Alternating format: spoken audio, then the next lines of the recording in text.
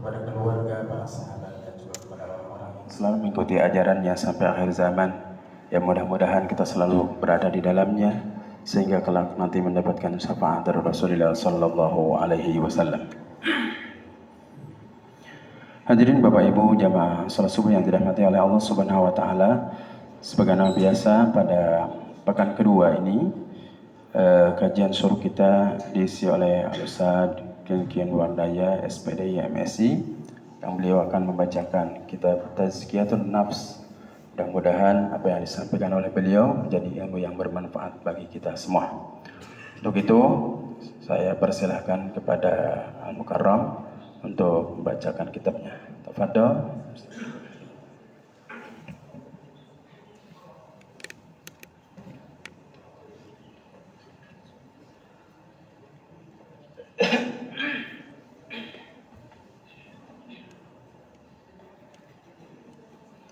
Bismillahirrahmanirrahim. Assalamualaikum warahmatullahi wabarakatuh.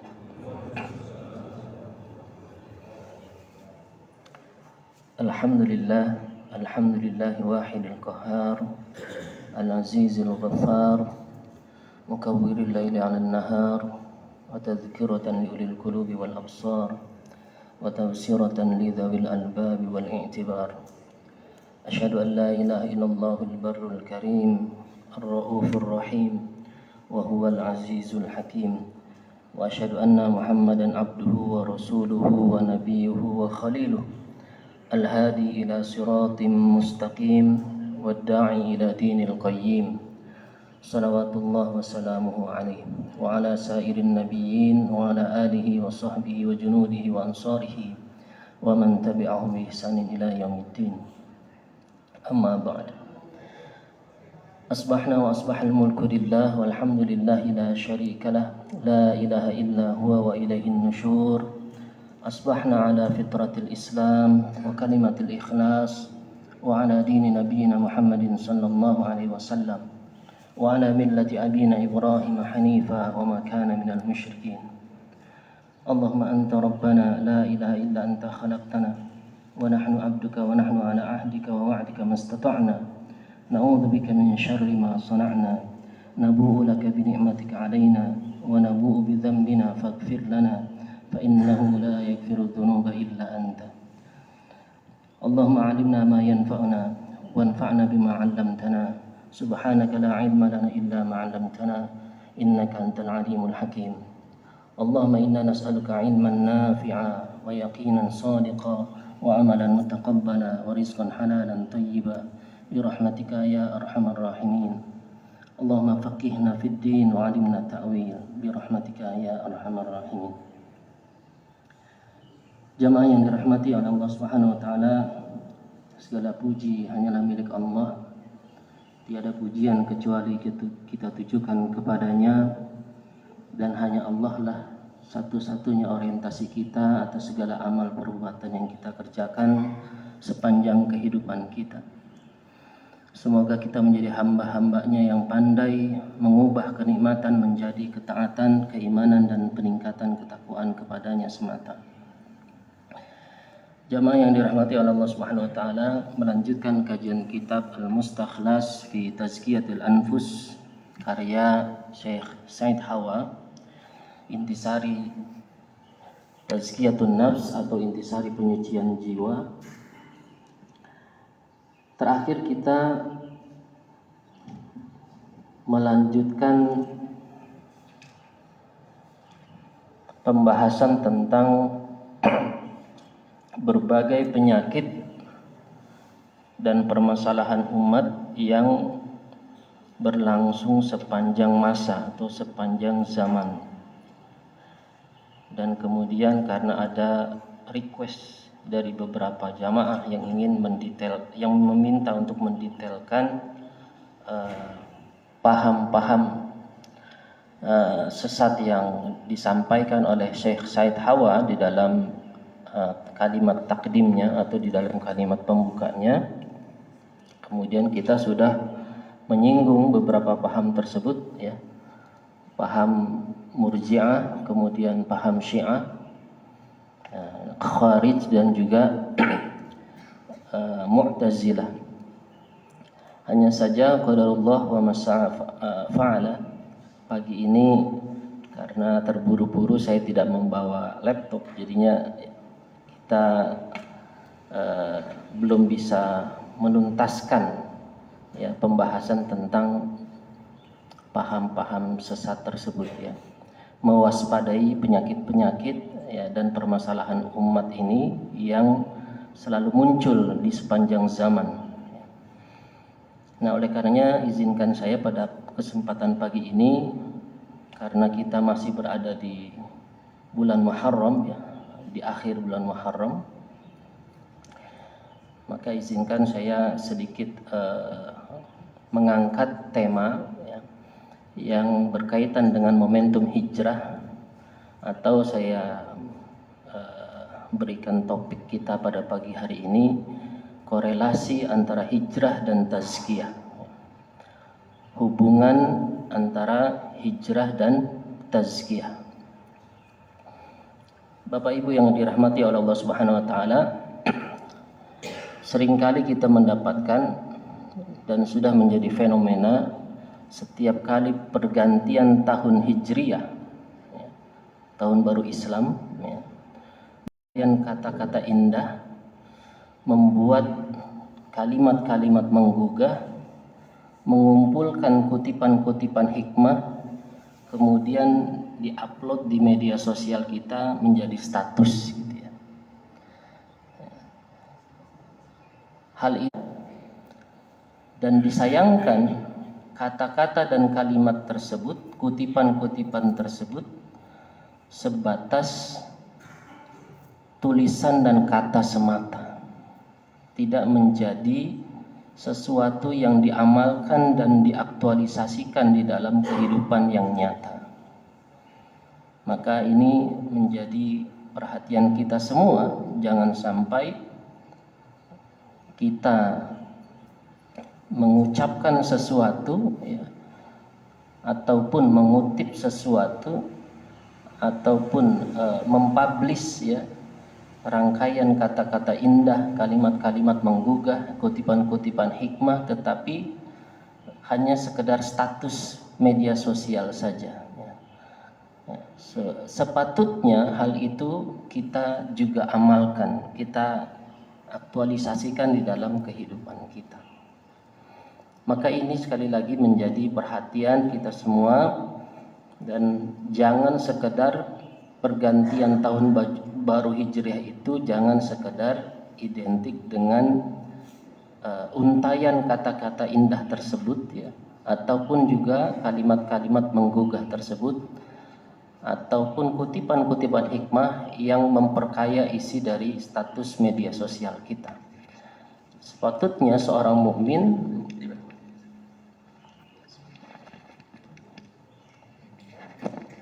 menjadikan momentum pergantian tahun baru Hijriah itu sebagaimana spirit yang dibangun oleh Nabi dan para sahabatnya. Maka izinkan saya pada pagi hari ini ingin sedikit mengangkat ya, sekali lagi tema tentang korelasi hijrah dan tazkiyah. Yang pertama tentu kita harus memahami terlebih dahulu apa itu hijrah. Hijrah ya, secara pendekatan bahasa dan istilah, hijrah itu ya, al-hijratu alif lam ha besar jim ra dan ta marbutah, al-hijratu, atau bentuk lainnya hijratun ya.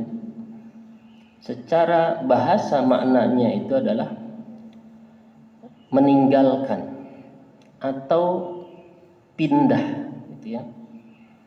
Secara istilah di antara para ulama yang saya kutip di antaranya pendapat Syekh Utsaimin, beliau mengatakan bahwa al-hijratu yakni al-intiqal min baladi syirki ila baladil Islam.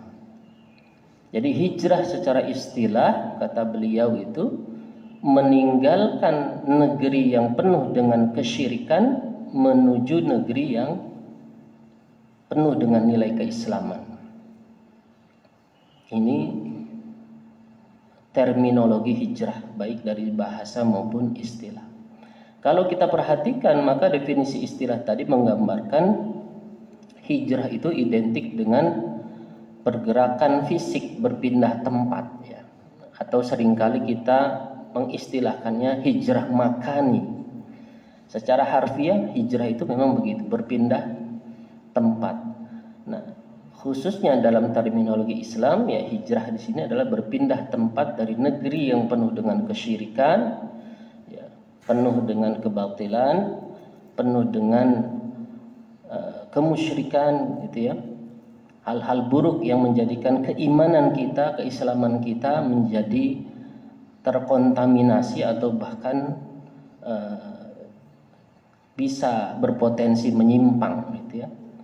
Maka kita harus berhijrah kepada negeri yang lebih baik lagi, negeri yang penuh dengan nilai-nilai keislaman. Nah, hanya saja kalau kita berbicara hijrah, apakah hanya dimaknai dari sisi hijrah makani saja, hijrah perpindahan tempat saja?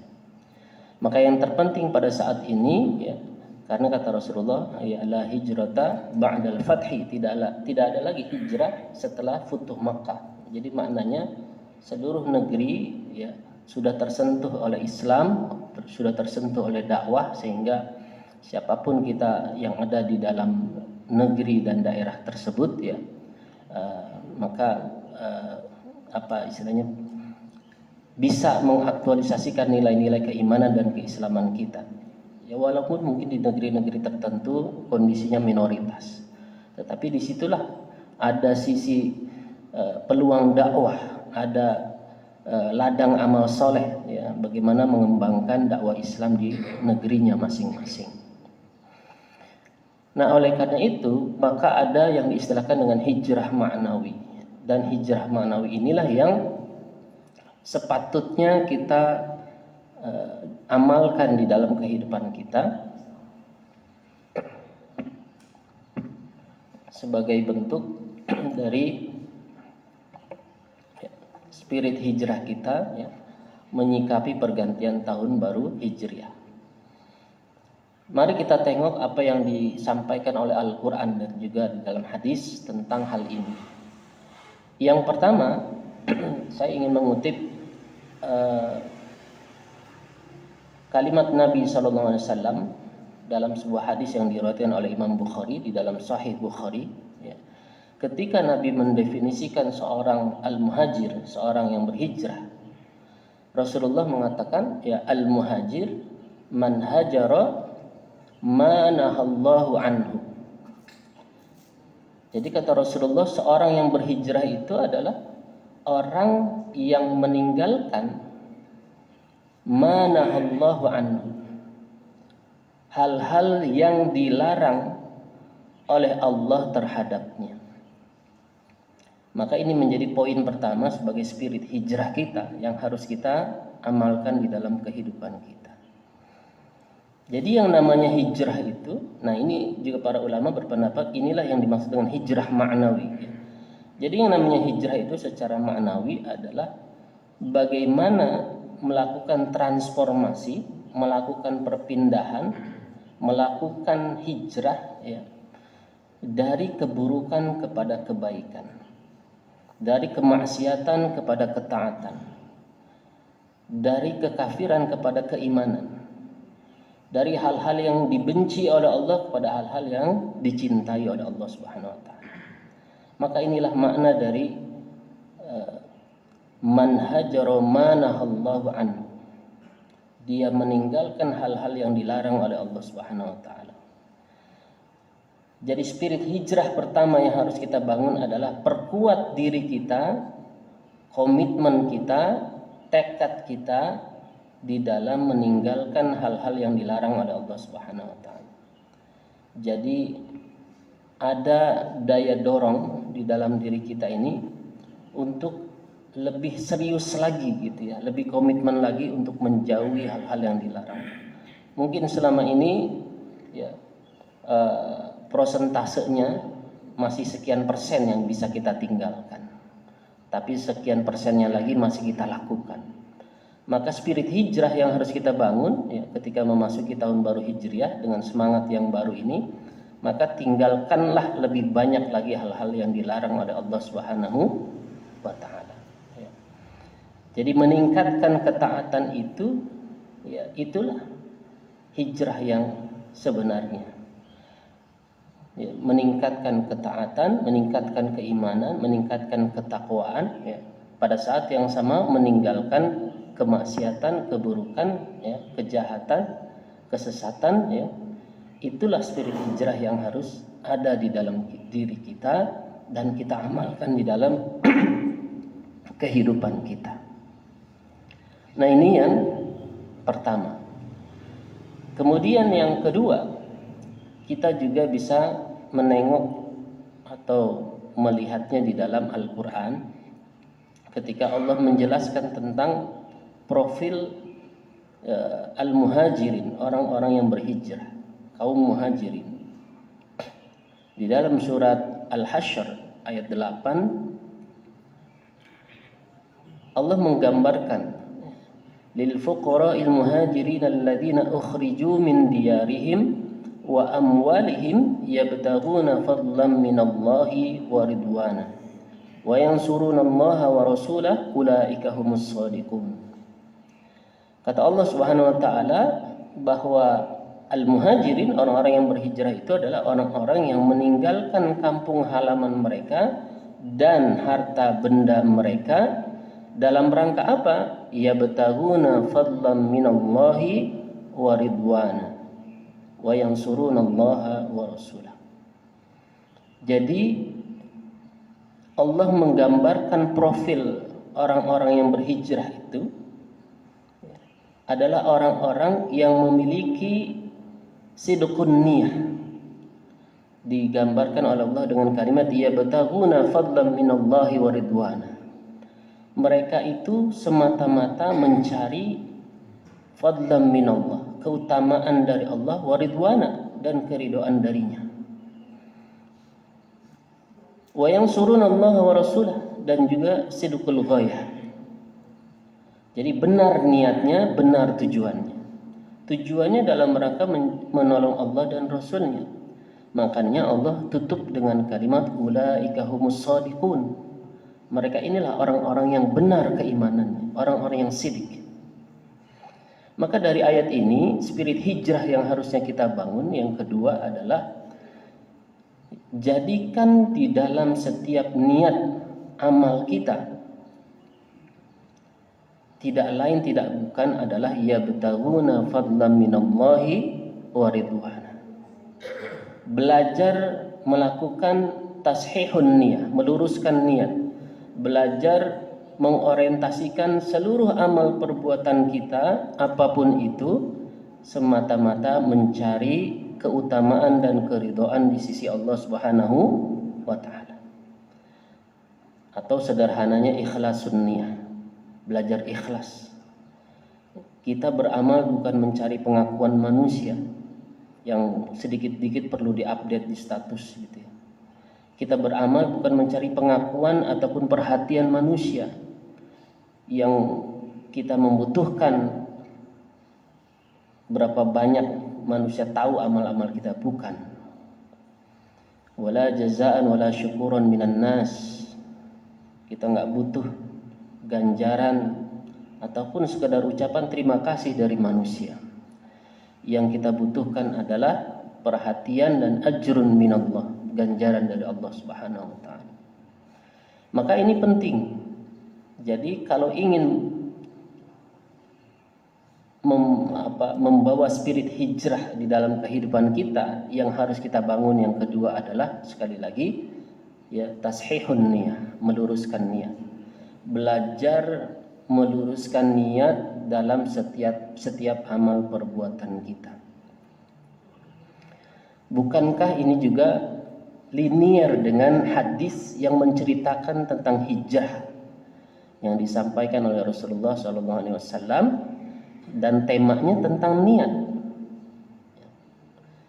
Jadi temanya tentang niat, tapi sesungguhnya asbabul wurudnya tentang prosesi hijrah. Hadis ini merupakan hadis nomor 1 di dalam Al-Arba'in An-Nawawi. 40 hadis Imam An-Nawawi, ya, hadis-hadis yang perlu diketahui, ya, difahami dan diamalkan oleh kaum muslimin, ya. Ini penting. Nah, Imam Nawawi menaruh hadis ini sebagai hadis yang pertama karena menganggap ini menjadi ruh, ya, dari hadis-hadis setelahnya. Artinya menjadi hal yang sangat mendasar dan penting untuk diketahui, dipahami dan diamalkan oleh kaum muslimin. Apa hadis tersebut? Rasulullah SAW bersabda, "Innamal a'malu binniyat wa innama likulli imri'in ma nawa. Faman kanat hijratuhu ila Allah wa rasulih, fa hijratuhu ila Allah wa rasulih. Wa man kanat hijratuhu lid-dunya yusibuha aw imra'atin yankihuha, fa hijratuhu ila ma hajara ilaihi." Muttafaqun alaih. Hadis ini disahihkan oleh Bukhari dan Muslim, jadi tidak diragukan lagi. Apa kata Nabi? Innamal a'malu binniyat. Sesungguhnya setiap amal tergantung daripada niatnya. Wa innama likulli imri'in ma nawa. Dan setiap orang, ya, akan mendapatkan apa yang dia niatkan. Artinya Nabi menegaskan apapun yang kita lakukan, apapun yang kita amalkan sangat bergantung dari niat kita. Dan dipastikan kita akan mendapatkan apa yang kita niatkan. Nah, yang menarik, Rasulullah menyambung dengan kalimat faman kanat hijratuhu ilallahi wa rasulih fa hijratuhu ilallahi wa rasulih. Ya, makanya para ulama menjelaskan asbabul wurudnya ini memang peristiwa hijrah. Maka barang siapa yang dia berhijrah, ya, kepada Allah dan Rasulnya, maka hijrahnya itu dinilai kepada Allah dan Rasulnya, ya, artinya benar hijrahnya, ya. Wa man kanat hijratuhu lid-dunya yusibuha, akan tetapi barang siapa yang dia berhijrah karena dunia yang dikehendakinya, awi mura'atin yankihuha, atau karena seorang wanita yang hendak dinikahi, fa hijratuhu ila ma hajara ilaihi, maka hijrahnya itu, ya, akan sesuai apa yang dia tuju, ya. Apa yang dia ingin dihijrahi, gitu, ya. Artinya sesuai dengan niatnya, sesuai dengan orientasi dan tujuannya. Maka dari hadis ini kita mendapatkan penegasan sekali lagi, ya, bahwa hijrah yang benar itu adalah hijrah lillahi ta'ala, lillahi war rasul. Hijrah yang dikarenakan Allah Ta'ala dan karena Rasul, ya. Makanya di situ dipertegas, ya, barang siapa yang dia berhijrah karena Allah dan Rasulnya, maka nilainya seperti tujuan dan niatnya tersebut. Nah, yang berbahaya adalah ketika dia berhijrah karena dunia yang dikehendaki, lid dunya yusibuha. Bahkan dipertegas secara eksplisit, awi mura'atin yankihuha, karena seorang wanita yang hendak dinikahi. Kenapa kok tiba-tiba Rasulullah menyinggung demikian? Karena hadis ini memang menyinggung, ya, salah seorang muhajir, seorang yang berhijrah, tapi bukan lillah, bukan karena Allah dan Rasulnya, tetapi melainkan karena seorang perempuan yang bernama Ummu Qais, ya. Jadi Ummu Qais ini seorang muslimah. Beliau sudah beriman sejak di Mekah, dan kemudian ada seorang laki-laki yang tertarik kepada Ummu Qais, ya. Dia ingin melamar Ummu Qais, gitu, ya. Ingin memperistri Ummu Qais. Tetapi kemudian karena Ummu Qais sudah beriman, sudah sebagai seorang muslimah, maka ditolaklah, ya, lamaran tersebut, ya. Dan kemudian datanglah perintah hijrah. Akhirnya Ummu Qais ikut berhijrah. Sang laki-laki yang tidak ingin kehilangan, ya, wanita idamannya, ya, maka ikut berhijrah. Sampai-sampai dia digelari sebagai muhajir Ummu Qais, seorang yang berhijrah karena seorang wanita yang bernama Ummu Qais, ya. Maka hadis ini menyinggung ya tentang muhajir Ummu Qais ini ya. Wa man kanat hijratuhu lidunya yusibuha aw imra'atin yankihuha fa hijratuhu ila ma hajara ilaihi ya. Maka pelajaran penting bagi kita umat Islam saat ini, hadis ini tidak hanya ditujukan kepada kaum muslimin yang ikut berhijrah saat itu saja, tetapi hijrah maknawi yang harus kita bangun saat ini, ya, spirit hijrah yang harus kita bangun saat ini adalah pentingnya tashihun niyah, meluruskan niat bahwa kita berhijrah semata-mata lillahi ta'ala ya, bahwa kita bergabung misalnya ke dalam ya komunitas-komunitas hijrah ya, ataupun kelompok-kelompok majelis-majelis kebaikan dan seterusnya ya, jadikan niatan kita itu adalah lillahi ta'ala ya. Dan makanya kenapa setiap ibadah yang kita lakukan, kalau kita lafadzkan niatnya itu selalu diakhiri dengan kalimat lillahi ta'ala ya. Dan kenapa redaksinya bukan lillahi rabbil alamin misalnya. Maka maknanya ini penting kita fahami. Kenapa redaksinya lillahi ta'ala, hanya untuk atau hanya karena Allah yang maha tinggi ya, bukan menggunakan lillahi rabbil alamin misalkan atau lillahi yang lainnya. Ini untuk menegaskan Allah lah yang maha tinggi, selain Allah itu rendah. Allah lah yang maha besar, selain Allah itu kecil. Maka sungguh ironi ketika kita mengagungkan Allah dalam ibadah kita, dalam setiap amal kita tujukan lillahi ta'ala, tapi amalnya, prakteknya, kesehariannya kita merendahkan Allah subhanahu wa ta'ala. Jadi ini sebenarnya tazkirah, peringatan gitu ya. Ketika kita niat dalam sholat kita, dalam ibadah puasa kita dan seluruh ibadah kita yang lainnya dengan berujung dalam kalimat niat kita itu lillahi ta'ala ya, untuk Allah yang maha tinggi, karena Allah yang maha tinggi, itu adalah deklarasi keimanan kita di hadapan Allah. Enggak ada yang lebih tinggi daripada Allah, sehingga kita niatkan ibadah kita ini hanya untuk Allah, bukan kepada selain Allah. Nah begitu juga kembali lagi tadi diingatkan, jangan sampai hijrah kita ini lidunya yusibuha ya, karena dunia yang dikehendaki ya, nyari networking, nyari relasi bisnis, nyari jodoh, nyari sesuatu yang bersifat materi ya, dan seterusnya. Maka kata Rasulullah, fahijratuhu ila ma hajara ilaihi, kita akan dinilai sesuai dengan apa yang diniatkan ya, sesuai dengan niat apa kita berhijrah ya, atau dalam bahasa awal tadi ya, wa innamal likulli imri'in ma nawa ya, innamal a'malu binniyat wa innamal likulli imri'in ma nawa. Jadi kita akan mendapatkan apa yang kita niatkan. Kita mencari dunia, Allah kasih dunia. Kita mencari kedudukan dan jabatan, Allah kasih kedudukan dan jabatan. Kita mencari kekayaan, Allah kasih kekayaan. Kita mencari networking, Allah kasih networking. Kita nyari followers, kita nyari likers, apalagi viewers, Allah kasih. Tetapi ketika niatan kita itu tidak ditujukan kepada Allah lillahi ta'ala, maka kita tidak akan mendapatkan ya fadlan minallah wa ridwana, keutamaan dari Allah dan juga keridhoannya. Lebih besar mana dunia ini ketimbang keridhaan Allah? Lebih baik mana ya jabatan, kedudukan, harta benda dan seterusnya ketimbang keutamaan di sisi Allah? Bagi seorang mukmin, bagi hamba Allah yang penuh dengan keimanan, tentu dia memilih keutamaan dan keridhaan di sisi Allah Subhanahu wa taala. Nah, jadi spirit hijrah yang kedua ini yang harusnya ada di dalam diri kita, kita bangun dan kita aktualisasikan di dalam kehidupan kita. Tashihun niyah ya. Ya.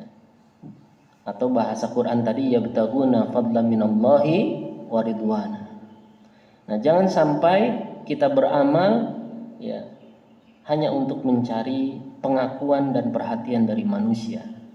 dan itu akan menjadikan amal-amal kita seperti debu-debu berterbangan. Ya.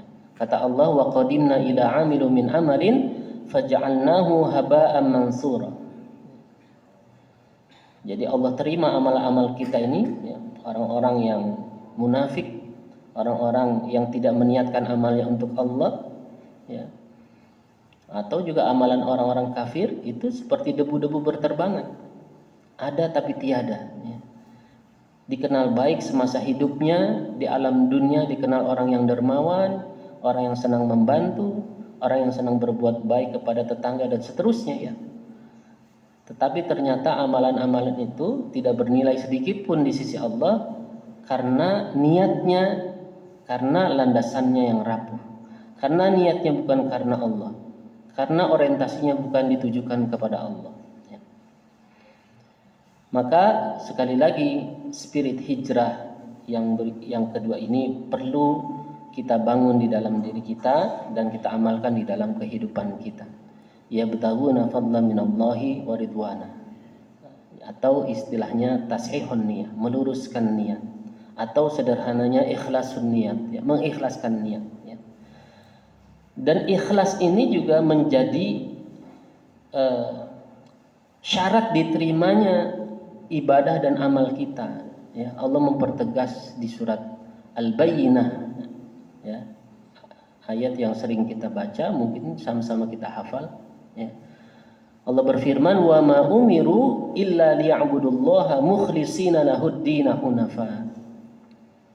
Dan tidaklah, ya, kalian diperintahkan kecuali untuk beribadah kepada Allah, kecuali untuk mengabdi kepada Allah, kecuali untuk beramal kepada Allah dengan landasan apa? Mukhlishina lahud-dina hunafa. Dengan mengikhlaskan, ya, mengikhlaskan niat. Artinya di sini tuntutan Allah, ibadah kita, amal kita, perbuatan kita, ya, apapun itu, ya, sepatutnya didasari oleh keikhlasan. Ya. Mukhlishina lahuddina hunafa. Ya. Mengikhlaskan niat di dalam, ya, beragama yang lurus. Ya. Maka ini menjadi penegasan kepada kita. Amal kita ini harus diiringi dengan keikhlasan. Nah, di sisi lain juga bahwa keikhlasan inilah yang dimaksud oleh Allah, ya, siratal mustaqim. Dari mana kita bisa menyimpulkan demikian? Ya, dari firman Allah di surat Al-Hijr ayat 39 sampai dengan ayat 41 yang pernah saya singgung juga dalam majelis ini. Ayat ini bercerita tentang deklarasi iblis di hadapan Allah, deklarasi komitmen iblis di hadapan Allah untuk menyesatkan seluruh umat manusia. Nah, cuman yang menarik di situ nanti ada statement juga dari Allah, ya, membalas ataupun mengomentari deklarasinya iblis, gitu, ya. Jadi ketika iblis mendeklarasikan diri di hadapan Allah, Rabbi bima aghwaytani la uzayyinanna lahum fil ardi wa la ughwiyannahum ajma'in illa ibadaka minhumul mukhlasin. Jadi kata iblis, ya, dedengkotnya setan ini ngomong di hadapan Allah nih, ya. Wahai Rabb, disebabkan engkau telah menetapkan aku sesat, la uzayyinanna lahum fil ardi, maka niscaya aku akan hiasi, aku akan jadikan indah berbagai kemaksiatan, berbagai perbuatan dosa, berbagai keburukan, kesesatan, ya.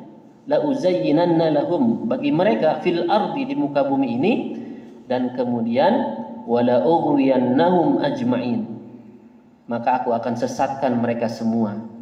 Makanya jamaah, kenapa kemaksiatan itu terasa indah di pandangan manusia?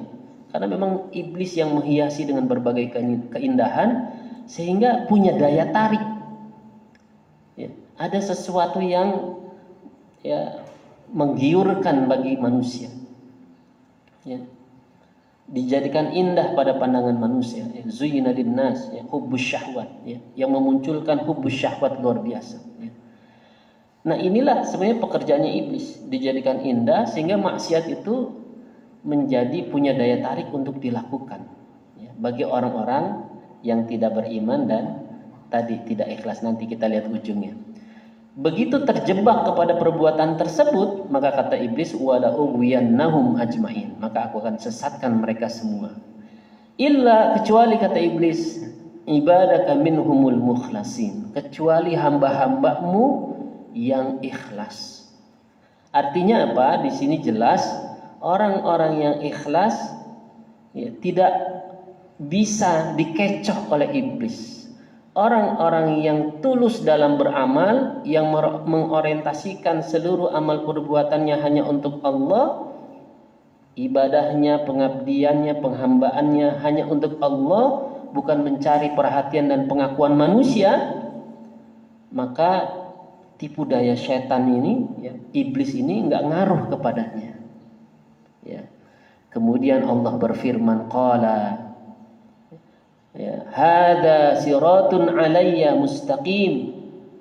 Nah, makanya disinilah kita bisa menyimpulkan bahwa jalannya orang-orang yang ikhlas itu adalah jalan yang lurus, ya. Karena kata Allah, hada siratun, inilah jalan alayya, menuju aku, mustaqim, jalan yang lurus.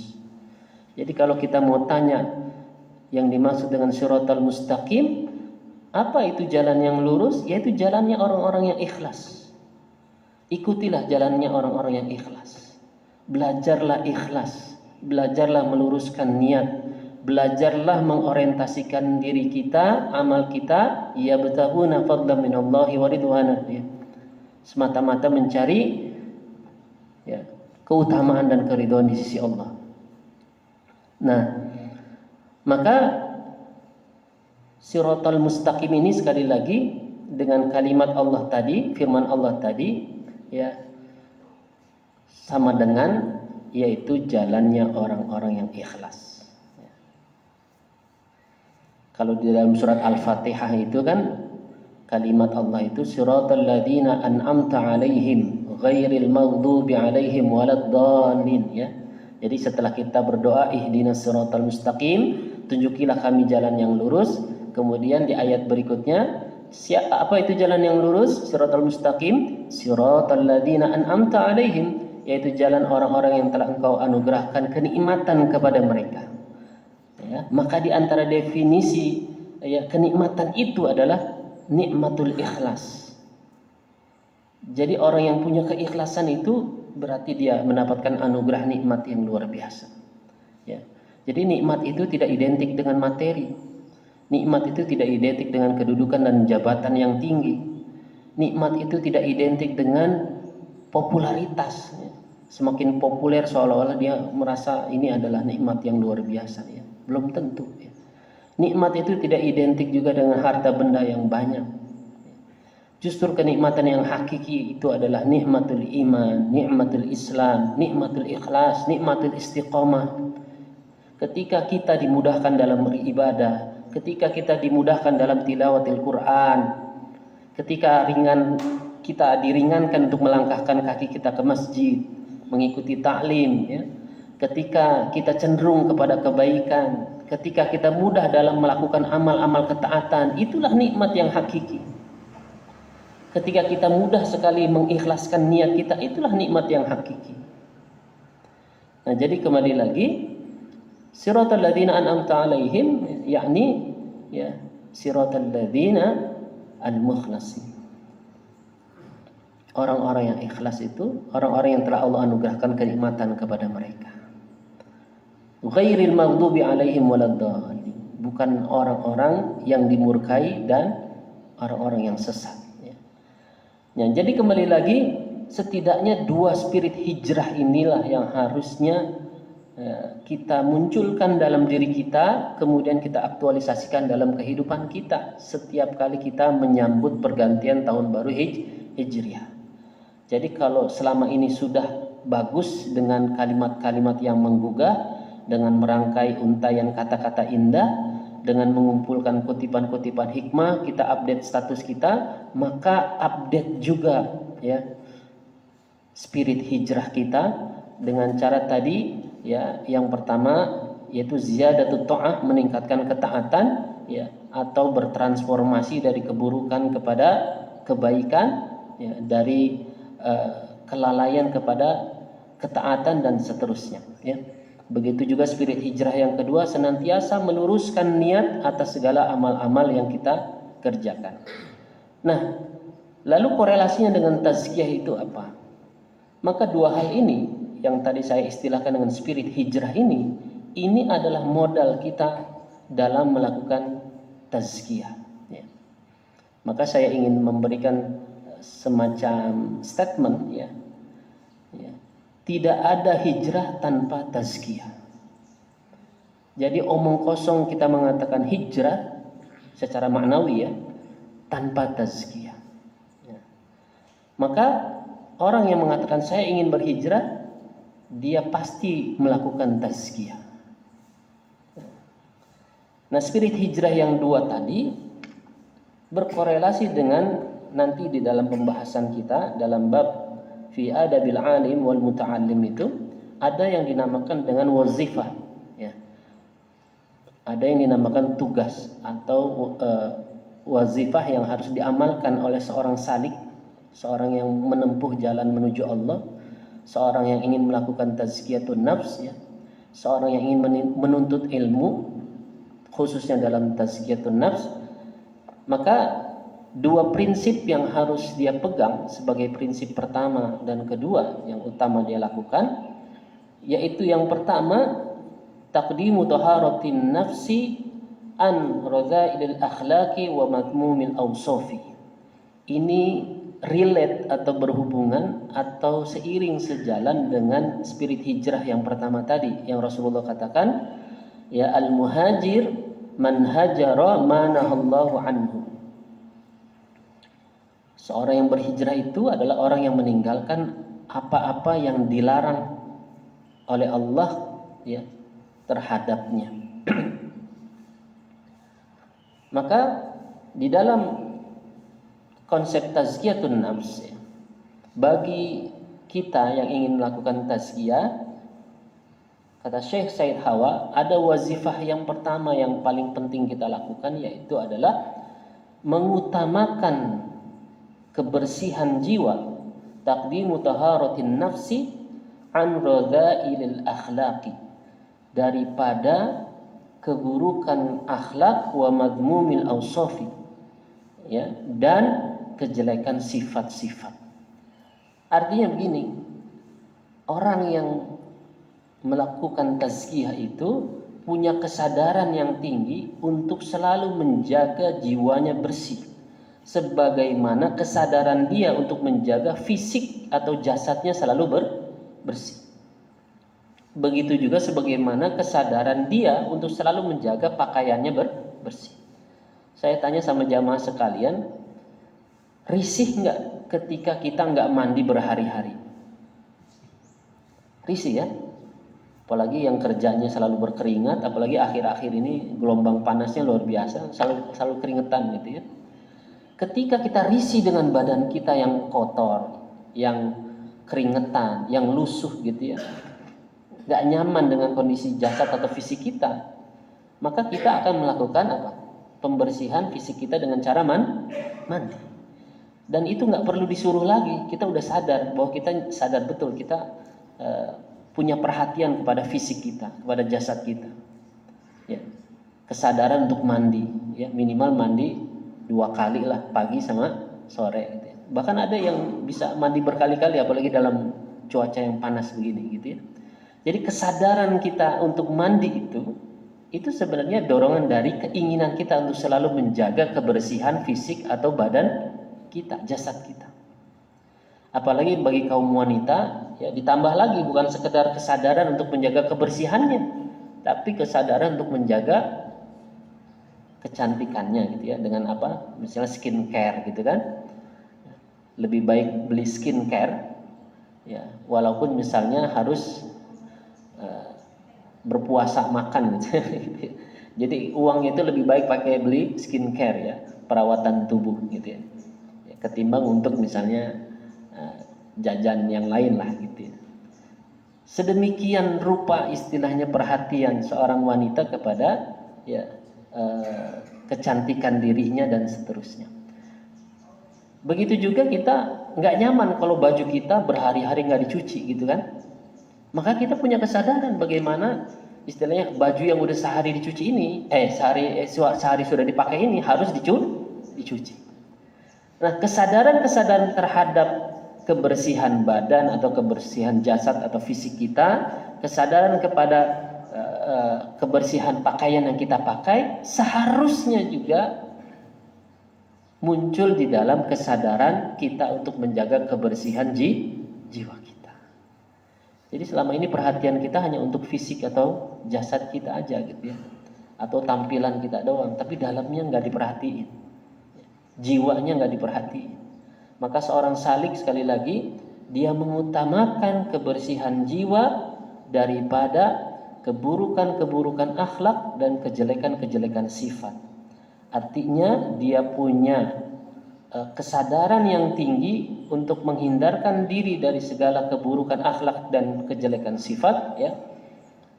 Karena dia ingin jiwanya selalu bersih. Inilah relate dengan manhajara manahallahu anhu.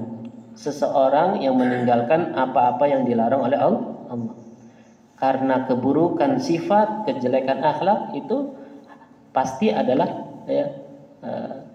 sesuatu yang dibenci oleh Allah Subhanahu wa taala. Menjadi bagian dari manahallahu anhu. Maka kita harus tinggalkan, kita harus hindarkan ya. Belajar memiliki akhlakul karimah. Belajar menghiasi diri dengan sifat-sifat yang baik. Murah senyum ya, murah mengucapkan salam ya, atau istilah anak-anak sekolah itu apa, senyum, salam, sapa, sopan, santun ya, 5S. Kalau setiap muslim seperti itu, maka insya Allah Islam itu menjadi sesuatu yang indah dan menarik di mata manusia ya. Dan ini menjadi kepribadian seorang mukmin gitu ya, seorang yang beriman. Seorang yang melakukan tazkiyah itu sekali lagi sangat perhatian kepada taharatun nafsi dan menghindarkan diri dari akhlak dan sifat-sifat yang buruk ya.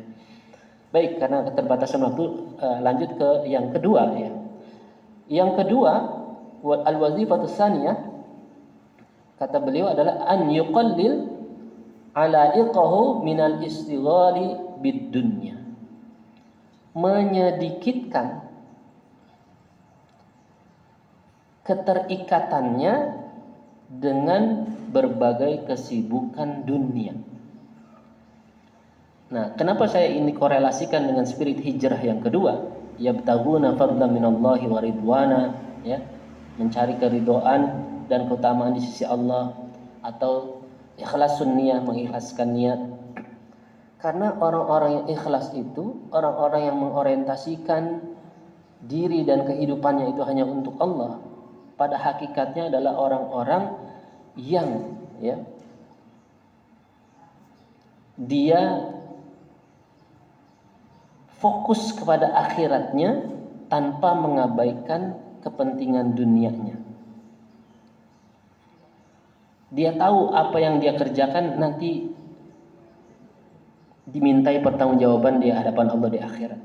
Makanya dia sangat berhati-hati, makanya dia selalu mengorientasikan itu untuk Allah ya. Makanya dia selalu mengikhlaskan di dalam setiap amalnya agar amalnya itu bernilai. Jangan sampai dia capek-capek berbuat di dunia ternyata nggak bernilai ketika di akhirat ya. Naudzubillah. Dan ini juga seiring sejalan dengan firman Allah ya, di dalam surat Al-Qasas Allah berfirman, "Wabtaghi fima ataqallahu ad-daral akhirah wa la tansa nasibaka minad dunya." Jadi Allah sendiri yang menekankan ya, dan carilah apa-apa atas yang Allah karuniakan kepadamu ya, kehidupan akhirat. Jadi nikmat itu modal kita untuk ya membekali diri kita untuk kehidupan akhir. Atau sederhananya saya selalu bilang begini, orang yang pandai itu adalah mengubah nikmat menjadi taat. Orang yang bodoh itu adalah mengubah nikmat menjadi maksiat ya. Karena dia akan merugi nanti dunia dan akhirat. Nah, orang-orang yang beriman, orang-orang yang pandai betul, yang faham betul kepentingan akhiratnya, maka dia tidak menyia-nyiakan setiap kenikmatan yang Allah berikan kecuali untuk kepentingan akhiratnya. Walaupun kata Allah wala tansa nasibaka minad dunya, ya. Artinya jangan melupakan bagianmu di dunia. Ya, artinya kebutuhan kita di dunia menjadi penting juga kita cukupi, ya. Tetapi secukupnya. Jadi dunia itu secukupnya, akhiratlah yang utama. Akhiratlah segala-galanya. Ya, kalau kita selama ini kan ya dunia segala-galanya, akhirat secukupnya gitu ya. Nah, jadi kembali lagi spirit dari hijrah yang kedua tadi itu senada dengan prinsip atau al-wazifah yang kedua bagi seorang salik, yaitu mempersedikit ikatan-ikatannya atau keterikatannya dengan kesibukan dunia. Bukan berarti nggak boleh melakukan kesibukan dunia, tapi apa yang dia lakukan itu orientasinya untuk akhirat. Apa yang bisa dia lakukan untuk kepentingan akhiratnya, itulah yang menjadi keutamaannya. Wallahu a'lam bishawab. Karena sudah syuruk dan sudah lewat juga ya. Mohon maaf atas segala kekurangan. InsyaAllah kita sambung lagi di dalam kesempatan berikutnya. Jika ada hal-hal yang kurang berkenan, yang tidak tepat, semata-mata datangnya dari kebodohan dan juga ketidakfahaman saya pribadi, semoga Allah mengampuni. Dan apa yang benar datangnya dari Allah. Al-haqqu min rabbik fala takunanna minal mumtarin. Jazakumullah khairan wal afu minkum. Wassalamualaikum warahmatullahi wabarakatuh.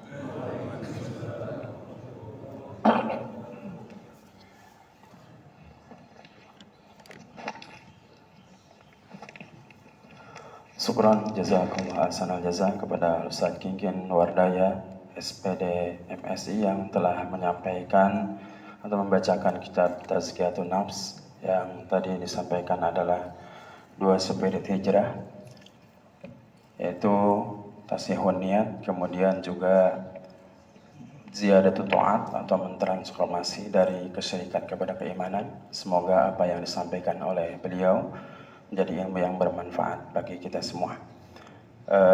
Suruh pada pagi hari ini itu jam 5.58, biasanya kita tambah 10 menit ya. Jadi mungkin 6:08 ya, cuma ada 2 menit lagi kita untuk bersiap-siap salat suruh. Sekali lagi itulah yang dapat kita simak dan kita tahu. Mudah-mudahan sekali lagi Allah berikan kekuatan kepada kita untuk bisa melaksanakan atau mengamalkan apa yang disampaikan oleh beliau. Terima kasih dan kita tutup dengan doa kifaratul majlis. Subhanakallahumma wa bihamdika asyhadu an la ilaha illa anta astaghfiruka wa atubu ilaik. Assalamualaikum warahmatullahi wabarakatuh.